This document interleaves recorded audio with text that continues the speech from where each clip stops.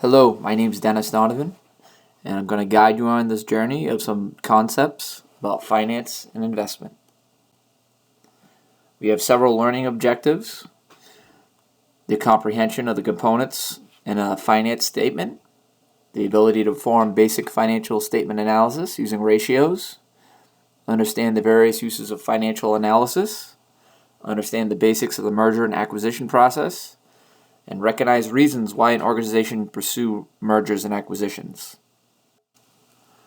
What is a financial statement? It is a report that shows the current financial position of the organization. The information contained in the statements is used by various leaders to make business decisions. There are three main parts of the financial statement.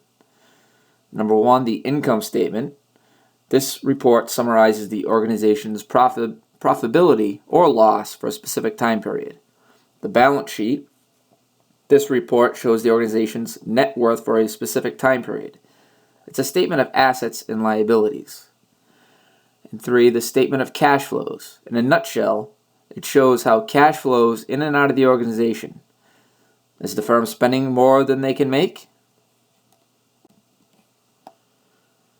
The balance sheet is named because each side, either equity or liability, must equal out.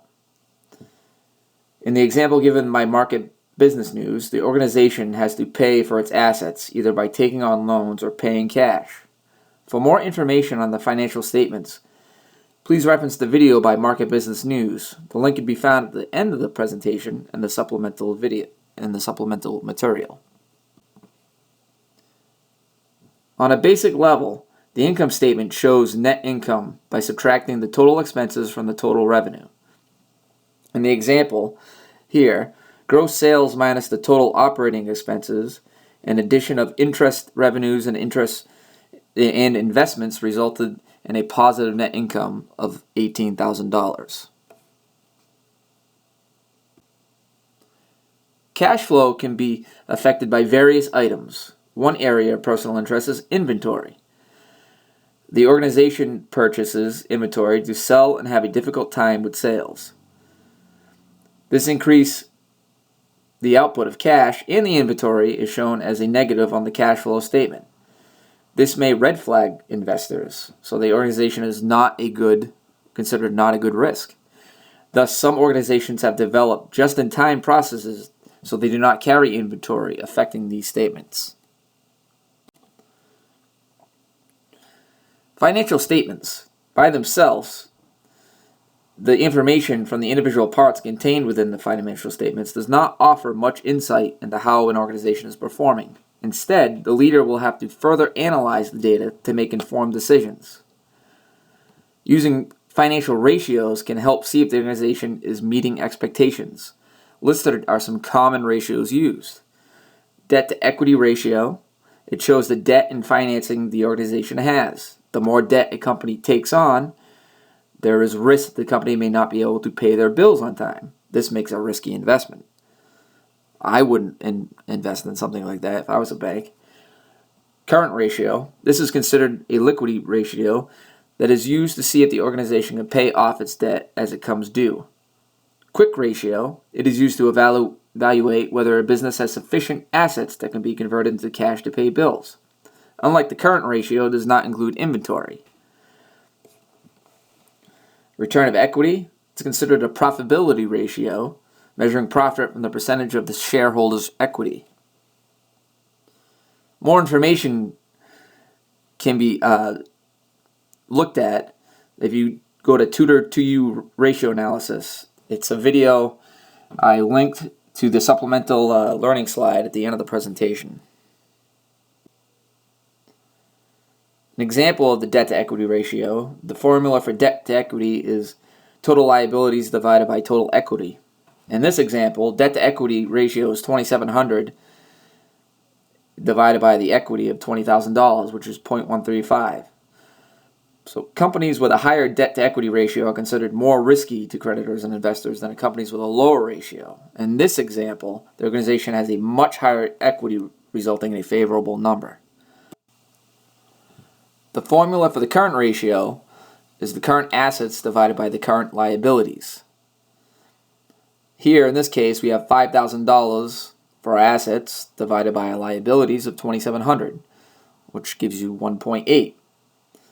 The industry average, assuming it's 2.3, it's well below the average. This may cause an issue if the organization wants to borrow money. Would a bank loan you the money if you consider it a risk? Maybe it will translate to a higher interest rate. The formula for quick ratio, current assets is minus inventories divided by current liabilities. In this example, quick ratio equals $5,000 minus $4,000 divided by $2,700, which gives you a number of 0.37. Since the ratio does not include inventory, which may be difficult to sell this, inventory you can't liquidate very fast. It gives a clear picture that the organization in this example does not have enough assets to pay off the debts. I hope it doesn't go bankrupt. The ROE, return on equity, net income divided by equity. In this example, we have a net income of $100. Let's say we have an equity of $1,000, which equals 10%. The organization can increase the number, ultimately increasing shareholder value by taking on more debt. Of course, it could result into the inability of paying your bills on time. There are several other uses of using this analysis. Leaders of the organization are not the only people that have interest of analyzing company financial statements. Financial institutions, as we previously talked about with the banks, can use this information to see if the organization has the ability to pay back debt. It is similar to a credit check when applying for a loan for that shiny new car you need. Investors, which can be a person buying 100 shares of common stock, can use it to understand how a company functions. Will I make money off of it? The financial analysis can also be used to aid in determining if a merger or acquisition is feasible, which, by the way, is not the sole factor, which we'll get into. It must show the new company will add value as opposed to just a hunch. Not to skip ahead, but the term due diligence does come to mind here. So what is a merger or acquisition?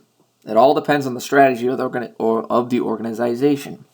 If the company does not have the capability or time to innovate a new product, they may have to acquire a company that already is competing in the particular sector. Now, there are differences between a merger or an acquisition. So a typical merger combines two organizations into one. A recent example that I can think of is when Dell and EMC merged. They created Dell Technologies. An acquisition, on the other hand, is when one organization purchases another. The other company relinquishes total control. Most companies do this to acquire a startup. Google, for instance, just in 2017 alone, they bought a few companies like Fabric and Limes Audio, a couple of startups. In today's global market, it may require you to release your product first to gain a first mover advantage. So it may be a good strategy to purchase a company to gain access to this technology. Maybe even eliminate competition. It should be noted that there are several steps within the M&A process that must be done prior to the transaction even going through. The process can be rather long to ensure it will be successful. Planning a strategy to grow the business, targeting firms, performing your due diligence, executing the transaction, integrating the workforces, that's a lot. It's no wonder why that approximately 80% of M&As fail. So you're probably thinking, why do it? As mentioned before, the idea is to continue growth for the organization and add value for the shareholders. What if there's an opportunity to expand in the market, but the organization does not have the capabilities such as limited talent, short on time, maybe no R&D budget? So making sure a good match is not solely rely on just financial statements. They have to do their due diligence. What does that mean? They got to make sure their matches, their culture is compatible. How will the customers react to this? Why are they selling? Is there lawsuits that they require a quick sale? And it doesn't end there. Integrating your new employees to the ways of your company can prove difficult.